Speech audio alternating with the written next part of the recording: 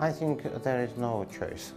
Yeah, because during the last 7 years after the 2008-2009 crisis, we saw a lot of attempts of different countries to reform the economies themselves by their own. And we see that none of the countries achieved any success. That's why a new approach, which is more inclusive, more interconnected, which is based on joint actions of different countries, could be really a right way for reinvigorating economic growth in the world.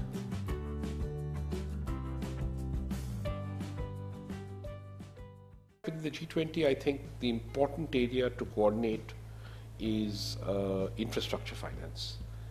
We are failing to get money for infrastructure at reasonable prices to all the developing countries.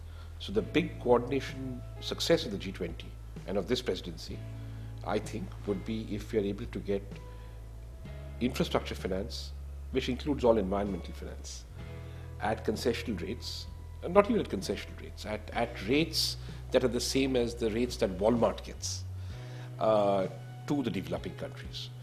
That can be done through better coordination between governments. The Asian Infrastructure Investment Bank, AIIB, has just been established. I think it is very, very timely. You know, the infrastructure requirements of emerging markets are huge. Some estimates suggest that these markets or economies will require more than $7 trillion of investment in infrastructure, roads, ports, highways, power, urban infrastructure, without which the march towards better living standards for the people of these emerging markets will be hindered. So it is very timely, and I believe that really it's been a good decision by China to spearhead the development of AIIB, to which 50 plus countries have already joined.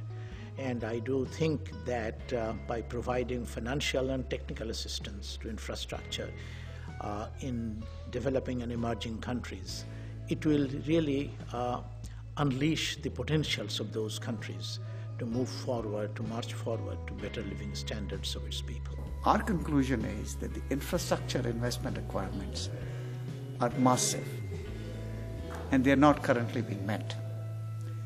Neither the domestic resources of the countries nor the resources of international organizations are enough. There is a need for more resources. So, AIIB's establishment is a welcome source of additional resources to invest in infrastructure in not only Asia, but hopefully in other countries too. I think the process of One Belt, One Road is about developing infrastructure, helping countries develop infrastructure. So Chinese investment in these countries are quite important. And I was recently in Africa, and people were saying how they come to China for short visits and are impressed with what they see in Shanghai and Beijing, and they want their country to look like Shanghai and Beijing.